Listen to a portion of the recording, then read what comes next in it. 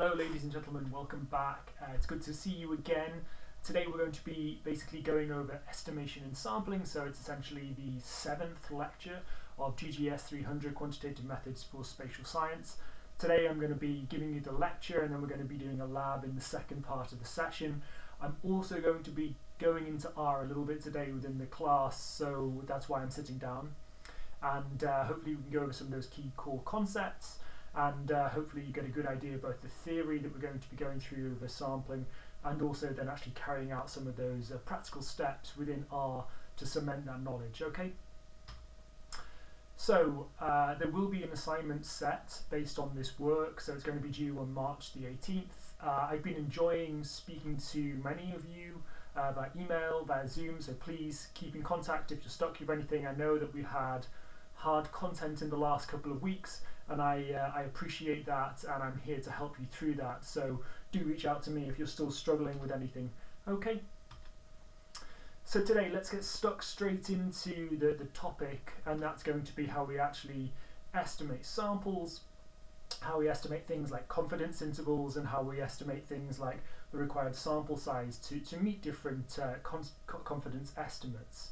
Okay, so remember that there is the chapter in the book that you need in order to accompany this lecture. I think for some of those questions which maybe some of you have been reaching out to me for, they are in the book. I know it's a pain to go through the long chapters and read them all with a lot of information, but it's generally good quality information in there, and it really is the companion to what we're going to be learning in these class sessions or in the lab sessions. Okay.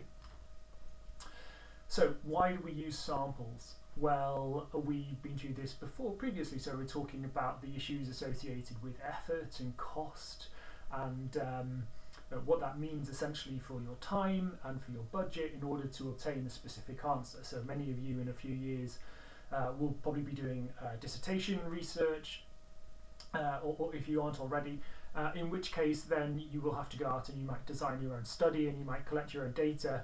And there's always a bit of a rude awakening just to quite how much effort designing your own study and collecting your own data actually takes, and particularly survey information or information like this that takes a long time to collect.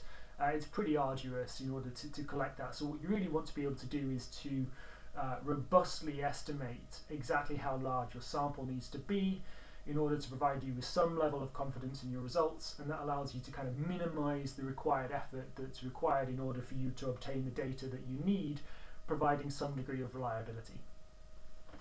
So when we do that sampling process, which we've covered now in previous sessions, so I'm not going to cover in too much detail here, we can do a variety of things. So we can make point estimates, and that basically relates to a population parameter that we might want to estimate. So if I said to you, okay, go out and I want you to sample all of the houses, or a reasonable number of houses in Fairfax City, and I want you to come back and provide me with estimates of what you think the mean house price is, okay?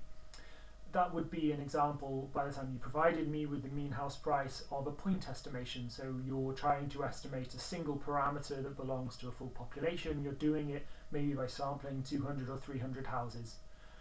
We can also do interval estimation, which is arguably much nicer because we can provide a point estimate like the estimated mean, but then we can provide a confidence interval along with that, so we can provide some sort of certainty that the value that we obtain exists within that range, and that just provides you with additional information that you might want to know. So it's basically acceptable to be wrong a very small number of times, but you don't want to be wrong often. So you can pick some defined level of acceptance for getting incorrect values, and you know, we're all able to accept a small amount of error in the work that we do, but we want to be right, say for example 90 or 95% of the time. That's why we can use these interval estimates that we'll be covering today in this session in order for us to make these kind of statements about the population using sampling. So the easiest way to do a point estimation is using the population data if you have it. we might not always have the population data, so as a consequence what we have here is the sample mean. So the x bar, so the sample mean, is equal to the sum of all of those xi values in your data set of the samples divided by the number of data entry points that you have within your sample. Okay, so that should be fairly common to you now. You should probably be, you might even have covered this in the tests which I set, because I think I put it in there. So just remember, you just need to remember the formula, and then you need to remember whether it's for the sample or for the population. Okay, so that's how we would go out and say we do a point estimate for the mean. Equally, I might ask you to go out and find the standard deviation. So remember, that's the mean variation around the mean value. And as a consequence, to do that for the population, we might not have that data, and as a consequence, the best approach therefore would be to actually get the sample standard deviation.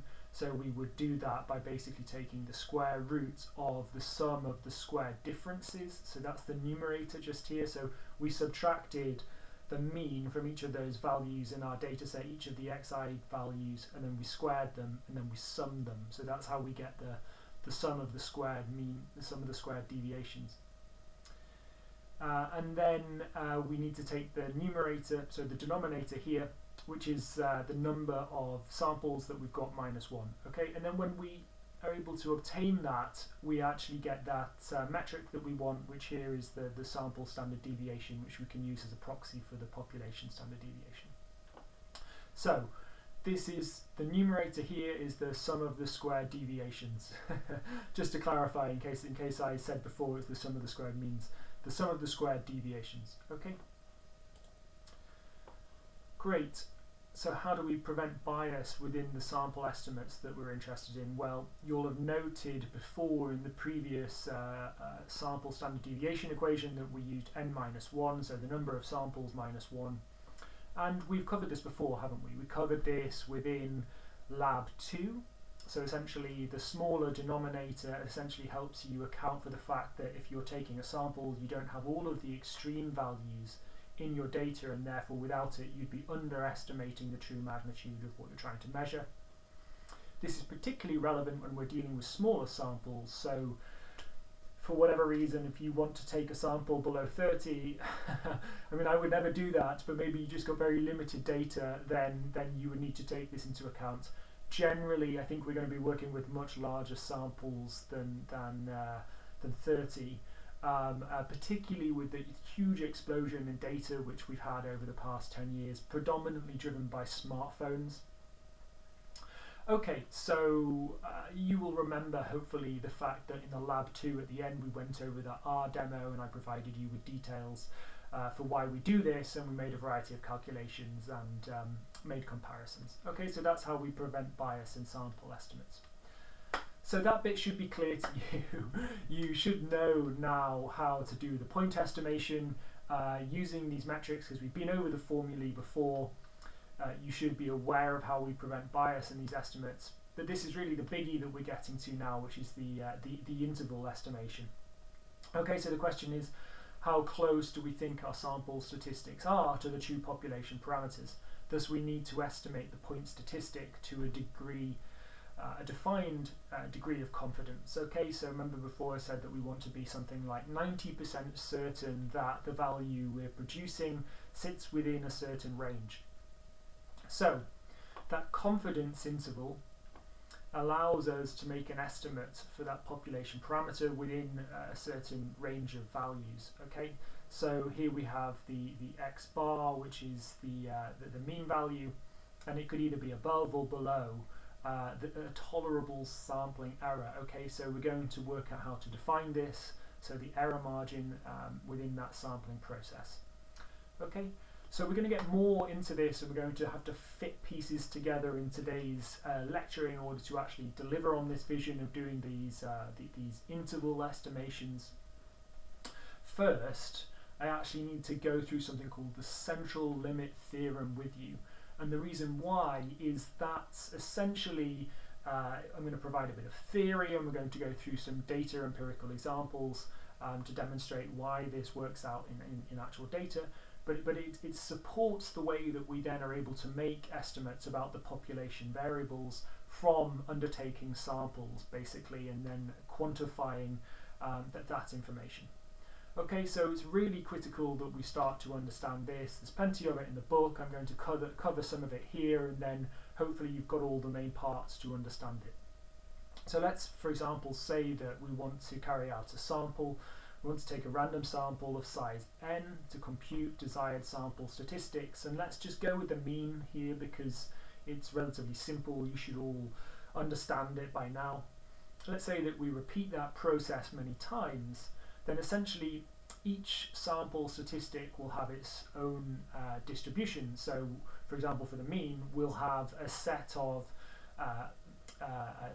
distributional values, which are all the means that we pulled from the data set. Okay, so let's just say we want to go out and we want to sample the house prices in Fairfax City, and let's say I let you go out and you pick 20 houses, and then you take the mean for that, and then you go out and you pick the values of another 20 houses, and then you take the mean of that 20, and you keep doing this. So you keep pulling the values for 20 houses at a time, and you keep taking the mean for that value.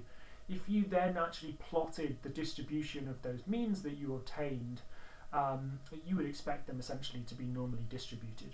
Okay, so we're focusing here on actually pulling estimated values via sampling from a distribution of the population, and we end up with our own distribution of those sampling values. Okay, so this is basically the central limit theorem. So if we have a population with mean mu and we have a standard deviation of sigma, and then we draw a random sample of size n from it, providing n is sufficiently large enough, so over 30, which hopefully it always is, then the distribution of the sample means will be normal, even when the population is not normal. Okay. Now we're going to work through this with some examples in R so that you could kind of soak up this information. I appreciate when I just come to you and I say, well, this is the central limit theorem, and I give you a bunch of bullet points. That doesn't really kind of cement this into your brain, and as a consequence we're going to run through this, and I'm going to hopefully be able to show you by just doing some simple statistical estimations why this holds up in reality. Okay, so the normal distribution has a mu value of x, and the normal distribution can be defined as mu of x bar, and the standard deviation as sigma of x bar. Okay, so we're going to calculate these methods now. So what's the relevance of all of this? Well, most populations are not normally distributed. I mean, I don't know how many times I've gone out and collected data and tried to carry out some statistics, assuming that the data would be normally distributed, and you know, it never is, for a variety of reasons. Just think about the income data, which we covered in one of the first lectures, where basically I explained how it's positively skewed because the large majority of people are earning between, say, you know, $50,000 and $100,000 per household, for example. Is kind of the mean area, and then you've got a whole load of higher end income earners which skew the distribution out positively to a very long way. So you have the Jeff Bezoses, the Elon Musks of the world earning vast quantities relative to everyone else. So that's a good example of how it's not normally distributed, the data in the real world.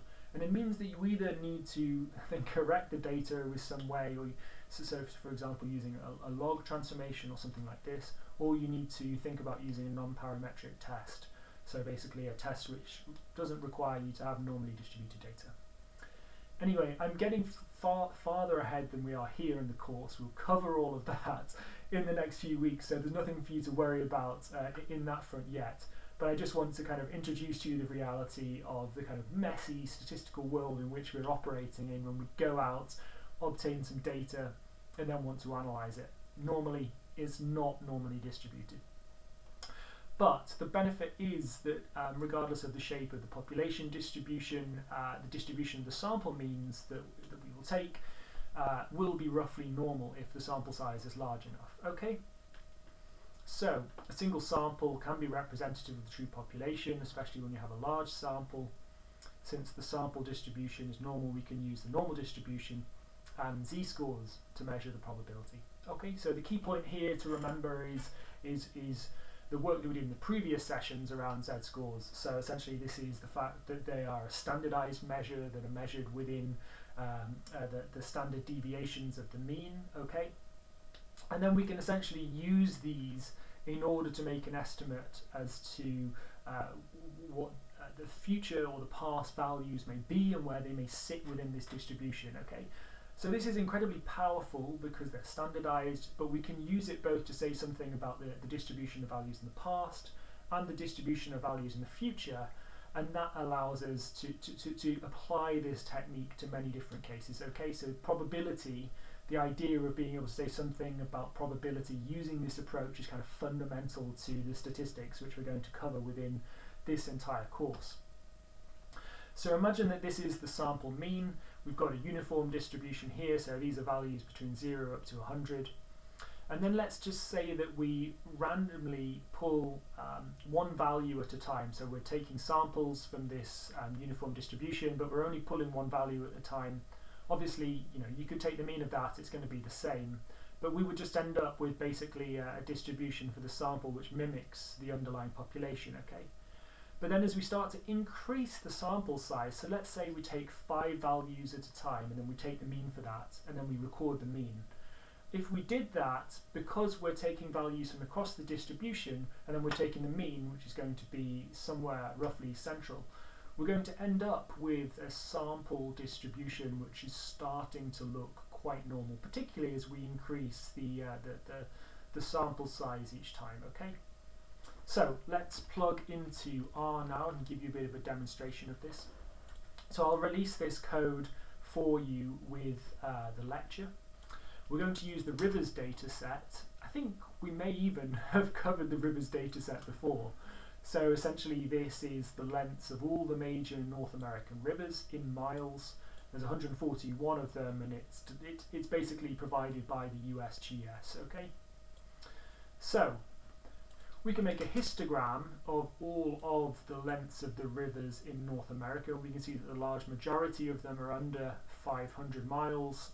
We have quite a large proportion as well, between 500 miles to 1,000, and then we have very few examples which are over 1,000 miles. Okay, so the real biggies. So I'm assuming this must be the Mississippi up here, and then down here we've got a bunch of others which are much more frequently occurring.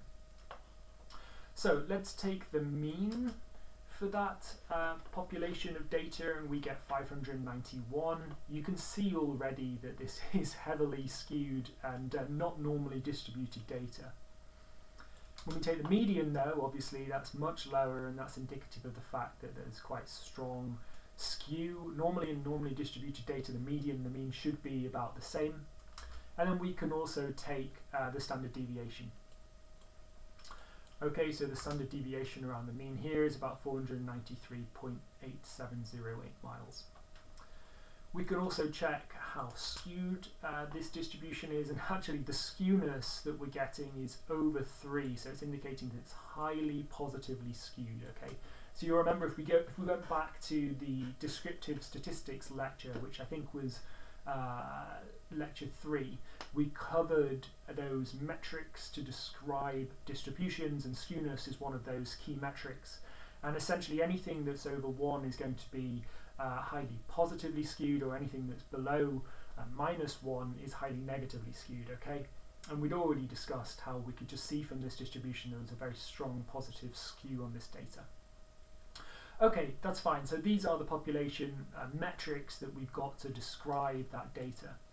Now let's take, just for example, a mean of, let's sample from the rivers data. And let's just say, let's take 5 data points each time. So these are going to be 5 rivers of different lengths, and we're going to take the mean of that. So if I just ran the sample function here, it's just going to be pulling in 5 rivers of different lengths, and then we can essentially take the mean of those values, and it's spitting out here for the values that I pulled on each individual time, about 800 up to 1,000. You can see there's some variability around the mean, okay?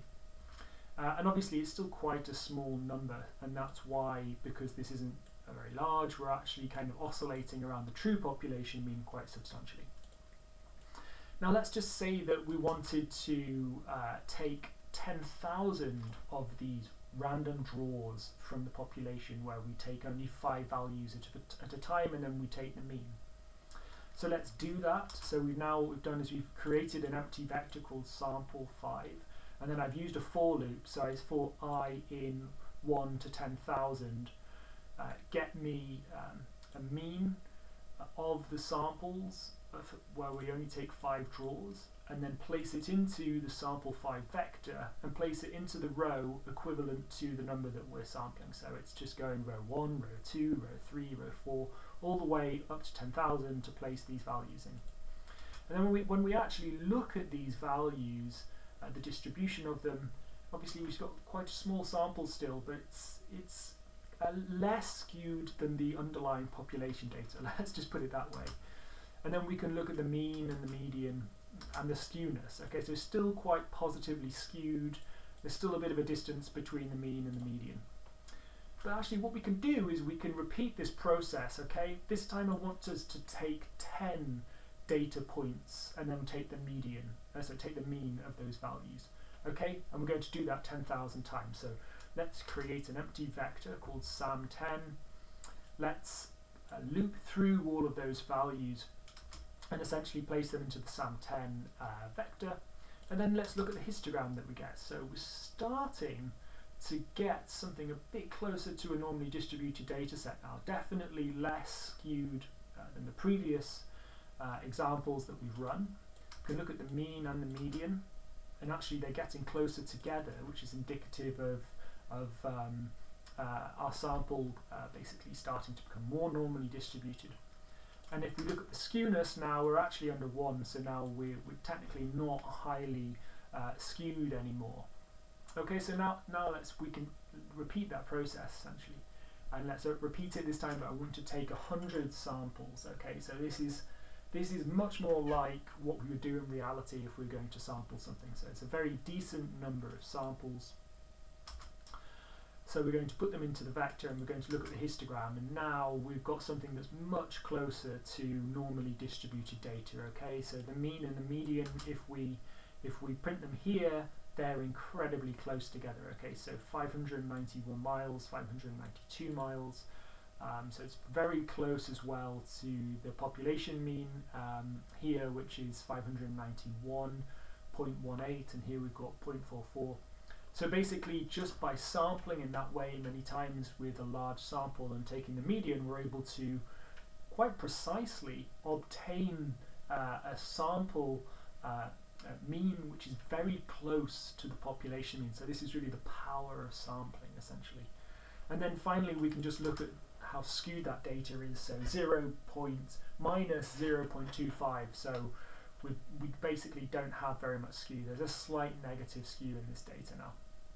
But generally, we've got normally distributed data. Okay, so I'm not covering it in this session, but later in the course we will go over the Kolmogorov-Smirnov test, which is just basically a way for us to test if the data are normally distributed or not, and in order for it to be significantly different from the normal distribution, you would need quite a high skew level. So here we would basically be saying, if we ran that test, that in a formal way this is normally distributed data. Okay, great. So hopefully that provides you with a little bit of understanding for the central limit theorem and how we're able to make sample draws from the population and take their mean, and that when we do that, the distribution of those mean values as we repeat the process will end up being normally distributed.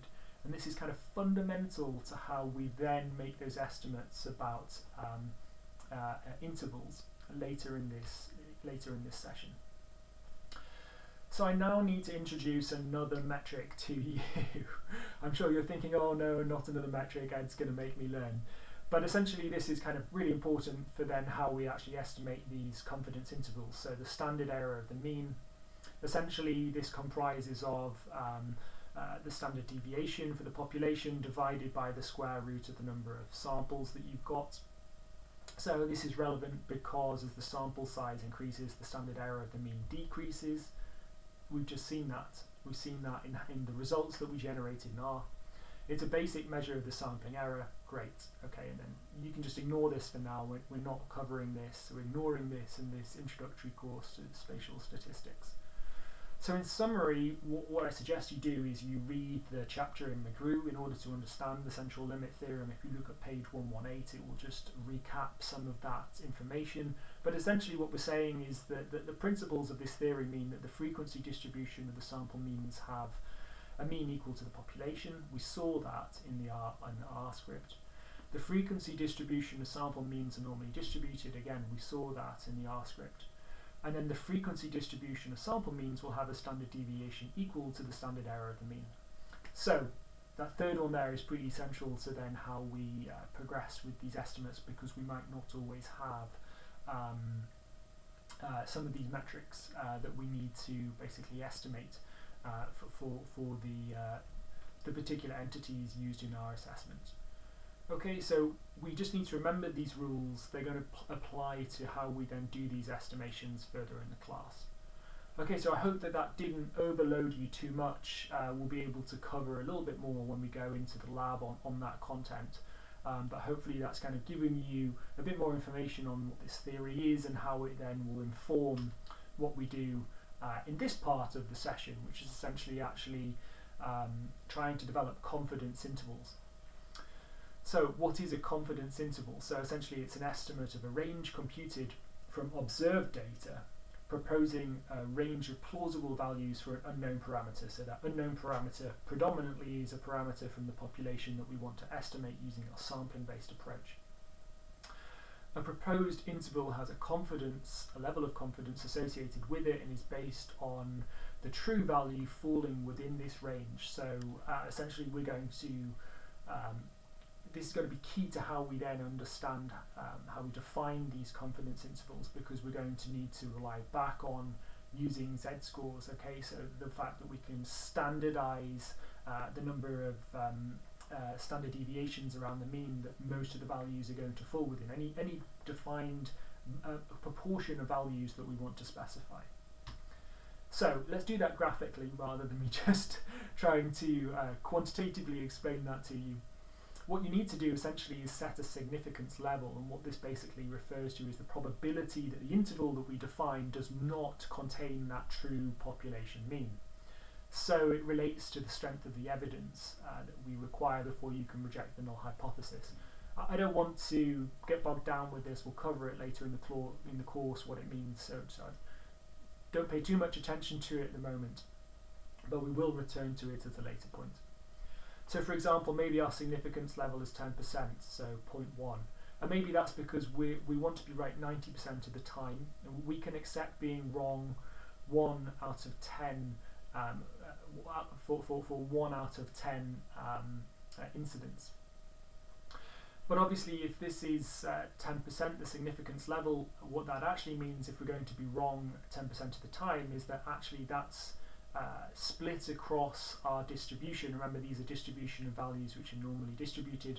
You can be both below the mean or above the mean, because these are continuous data values, which means that we have to have 5% of that value in the upper limit and 5% of that value in the lower limit, so the lower tail and the upper tail. Okay. And then the confidence level is very easy, because once we've defined the alpha value, the significance level, we can just subtract it from 1. And it refers to the probability that the interval does include the true population mean. Okay, so if I said before that we don't mind being wrong 10% of the time, that essentially means that the complement of that, if you remember what we covered with a probability, is that this confidence value is going to contain 90% of the values in our distribution, because we're going to be right 90% of the time. Okay, so I think that this should be fairly clear to you now. I hope that you've kind of got your head around the fact that we have these normal distributions. These represent all of the possible values that we could possibly obtain, and our, for example, in this case 90% confidence interval spans that part of the distribution which basically ensures that 90% of the values are within that range. And it's this approach linked into kind of probability that allows us to make these statements. So confidence levels, basically these are going to need to be set based on your specific area. Ultimately there's a variety of different ways that you can kind of define these. I mean, generally in my area you can use 90 or 95%, that's completely fine. If you were working in health and maybe you wanted to make sure that the person that you're testing, you were 99% confident that your value was correct, because maybe the treatment that you're going to give that person, maybe for example sadly might have cancer or not have cancer as the case may be, the chemotherapy that you could then subject that person to could also be incredibly damaging for their health. Maybe not quite as bad as the cancer, but still an incredibly challenging process to go through. So you may need to have incredibly strict confidence within the assessment that you're going to carry out. But ultimately this is all dependent on your area. In telecoms we use something like 90% of the time you want to be able to serve a customer's phone call or data request on that cell tower that they're trying to access, and if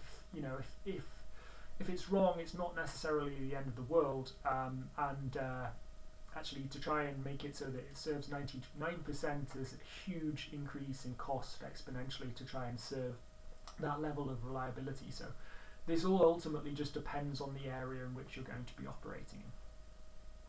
The key point is that higher confidence levels will result in wider confidence intervals, which basically means that you've got less precise estimates. I mean, that might not be such an issue for you. It's all going to depend on your specific topic.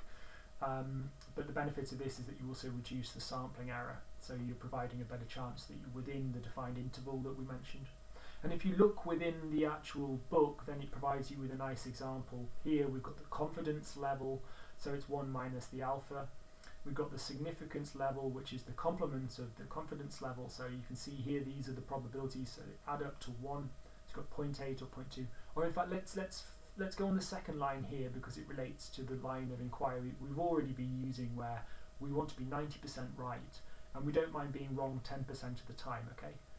And then essentially we can start to define confidence intervals with widths, but you need to obtain the z-score. So this is 1.65 standard deviations above the mean or below the mean, and that captures 90% of the values, okay? So only 10% of the values lie outside of this number of standard deviations above or below the mean. And then we need to get the standard errors. So we'll do this in the session, don't be intimidated by it here. Essentially you can look at how this is calculated in the book. We're going to cover it now as well. But basically so when we previously covered the central limit theorem just here, that provides us with the confidence that the distribution is normal, or the knowledge that the distribution is normal, and therefore we can use z values to provide the proper probabilities for defining the confidence interval. So that's why we've got the z values here. Okay, so this looks super scary. I know that this must be kind of intimidating to those of you who aren't used to really large math, but you'll notice that we've got the mean value in the middle here, and this is just literally above the mean or below the mean in order to estimate the bound. And basically the way to look at this is, if you're intimidated, just cover up half of the equation, okay?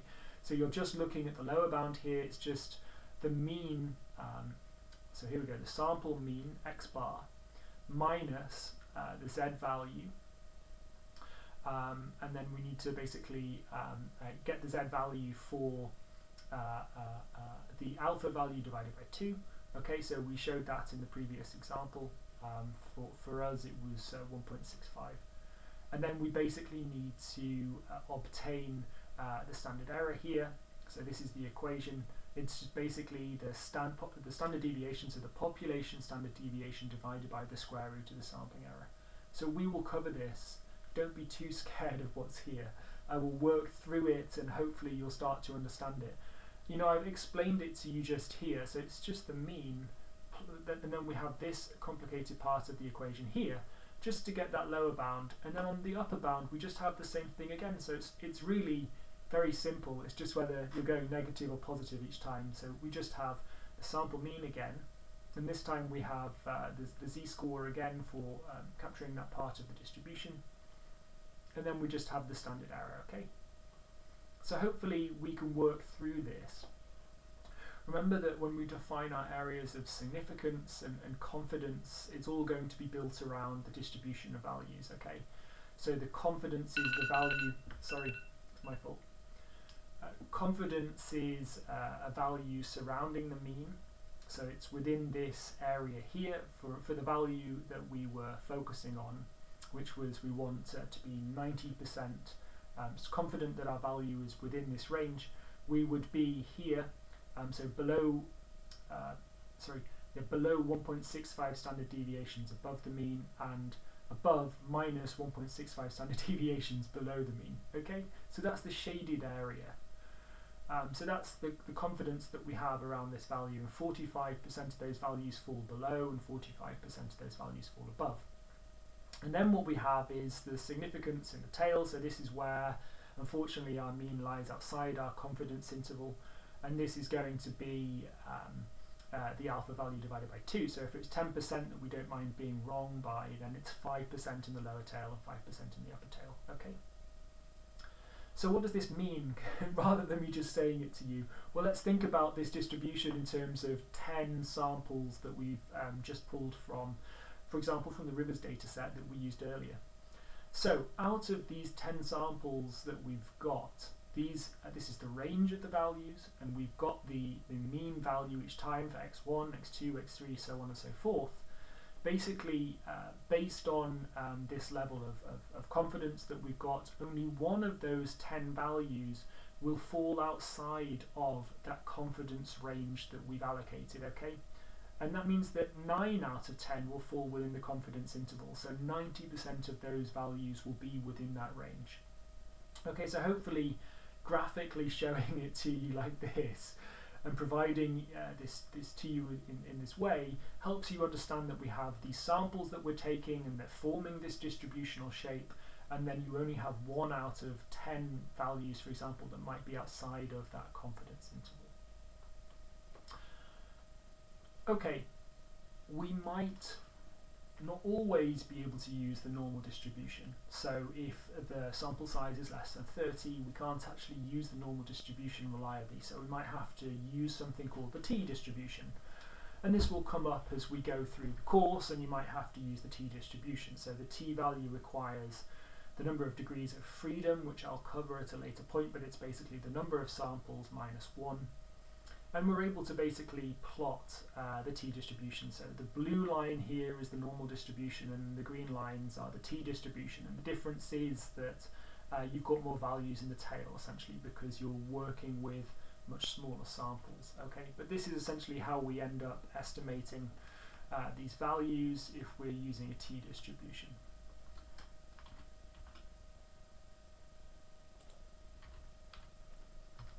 So just moving now on to proportions. So in the previous examples, we were essentially covering raw numbers, so from continuous distributions.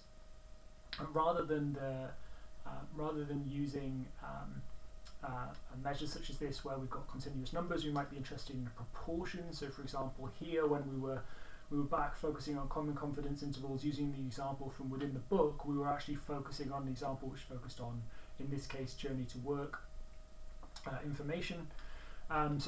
This time what we might be interested in is the proportion. So for example, we want to estimate an interval around that proportion. So I said to you, I want you to go out and I want you to estimate the number of houses in Fairfax which are over $800,000, okay, and I want you to go out and you basically need to build a sample, and essentially from that sample you're going to get a proportion. So let's say that in the area that you sampled, you basically found 20 of those properties which met that particular threshold, and then there were 100 properties that you'd surveyed in total. When you then run that through this calculation here, you would end up with an estimate of about 20% of the values with that specific characteristic, so a probability of 0.2. This equation here, it's not actually p for proportion, it's actually rho, the Greek letter rho, so that represents a proportion of the population. And x is the characteristic that we're actually trying to estimate for. So in this case, maybe it's properties which are over $800,000, for example. and then n is the total number of data points that we have within that sample. So that's how we would essentially start to estimate the single point estimate. But then we still want to get the confidence interval for that proportion. Okay, so we need to get the confidence interval, which essentially is represented by rho plus or minus the z-score that we're interested in, so the confidence that we want to have, and we need to basically take the square root of the rho value multiplied by 1 minus the rho value of the numerator divided by the number of degrees of freedom, and that's essentially how we would calculate that lower or upper bound for the proportional value. Okay, so hopefully that's reasonably clear to you. I mean, we've covered this already using this equation here for continuous distributions, where we're interested in the number of values that we've got, for example, whereas this is slightly different because we're only dealing with a proportion of the overall values. It's going to be essentially thinking of the term in terms of a percentage.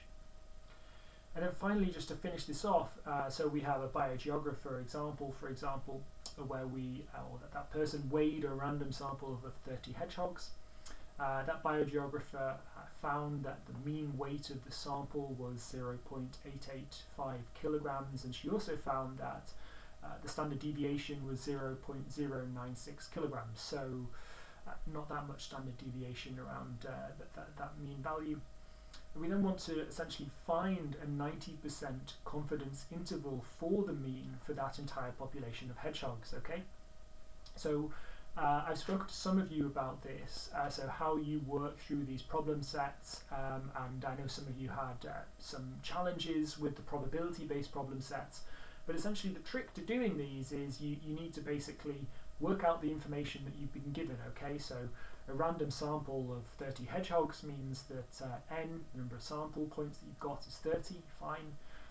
We then think about the mean weight, so that's going to be x bar in this case as the mean value, and then we're going to think about the standard deviation, so that's essentially sigma value, and then we're interested in the confidence interval, the CI, which here is 90% or 0.9, which means the complement of that, so the significance value is 10% or 0.1 of the probability.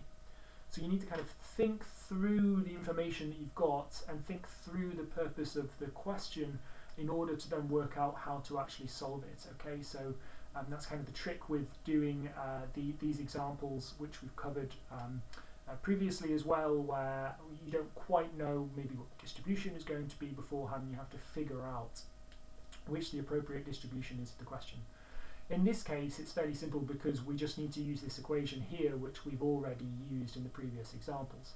And we've got all of the information that we need. So we need the x bar value, which we've got here. And then, for example, to calculate the upper bound, we need to then add the z-score times by the standard deviation divided by the square root of the sample. Okay. So that's what we essentially get, which is that we take the mean value here, the x bar, 0.885, and then we add the z-score, which captures that 90% confidence interval. So here we're adding it because we want this proportion here above the mean. So 1.65 is 1.5 standard deviations, and that represents this 45% of values that is above the mean but below our upper limit, where we start to get into the significance area. And then essentially we need to multiply that value by the standard deviation divided by the square root of the sample size. Okay, so what we get is 0.9138 here for the upper bound, and then for the lower bound it's the same. All we're doing is we're subtracting from the mean the number of standard deviations in order for us to capture this lower part of the distribution just here, and then multiplying it by the numerator, which is the standard deviation, and dividing it by the square root, which is 30, the square root of the sample size, which is 30, and then we get 0.8561. So then essentially we can say that our mean, we can be 90% certain that our mean is above 0.856 and below 0.914 for the for the population of hedgehogs. Okay. Great, so hopefully that's provided you with some clarity around how we actually generate those confidence intervals. I hope that that's been fairly clear to you. If not, then go through this section again and make sure that you read the content that's in the book, and also make sure that you do what's in the lab that's coming up in the next session. Just before we finish, what we may want to do as an additional step essentially is to actually calculate how large the sample size needs to be in order for us to gain a specific degree of confidence within our results. Okay. So as well as calculating a confidence interval for a collected sample, you can also calculate the sample sizes required before you go out and collect the data. So we like this because it enables us to do the minimum amount of work in order to meet the specific confidence interval that we want. Okay, so no one wants to be out there in the rain collecting survey evidence if they don't have to be. You want the smallest sample that provides the greatest amount of confidence that meets your target aim. Okay. So I think that that's fairly reasonable. Generally, we don't want to go out and collect too few samples or too many. Okay, so we want to optimize our time and resources in sample collection. So how do we do this? Well, actually, we need to take the error estimation equation that we have, and we basically need to just rearrange this. Okay, so number one, we need to basically remove the square root. That allows us to then start to move components around. So we need to move the sample size to the other side of the equation, and then move the error estimate onto the other side of the equation here. And then once we've got that, that means that we're able to basically solve this equation for the number of samples that we need to collect, essentially based on the information that we have here. So let's say we've got the degree of confidence that we want. So we've got a z-score. We've got an estimate of the standard deviation, for example. We've done some surveying already. Maybe we kind of have an idea of the population, and then we've got an understanding of the level of error. And that allows us to actually obtain the sample size. Okay. We can do this also if we want for other parameters, maybe such as proportions. I'm not going to be covering that too much, but it is in the book. So the sample size for estimating the mean, the equation on the prior slide obviously needs some understanding of what the population standard deviation may be, which might not be known. We might not know what that is. So, I mean, one way is that we look at previous data. Maybe someone else has collected something similar before. Maybe we can make an educated guess. So in Bayesian Statistics, which is a more advanced form of statistics, you can kind of incorporate this type of information as a piece of prior knowledge into your estimates. But we're not going to be getting into that here. And I don't really like educated guesses, but fair enough.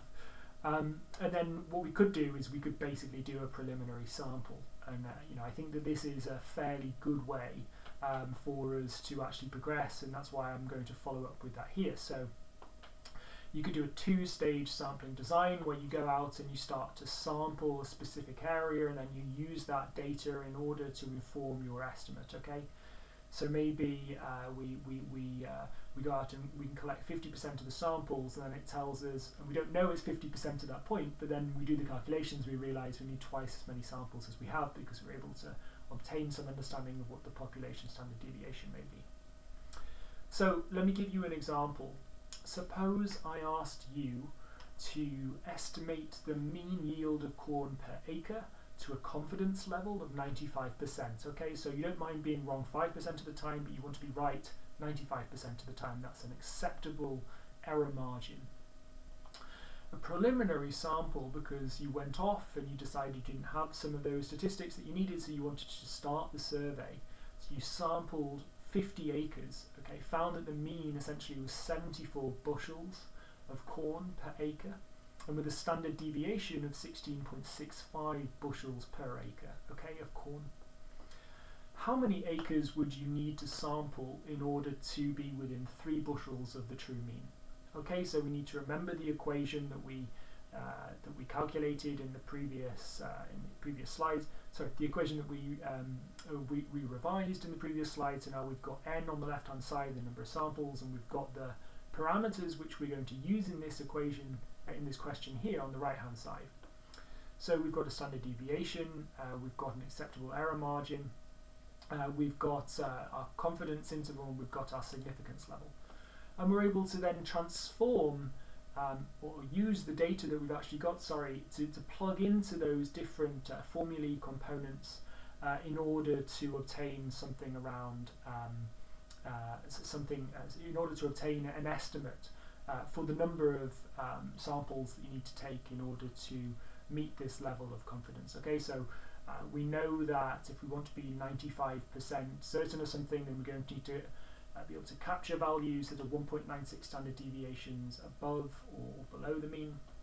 So this is our z value here.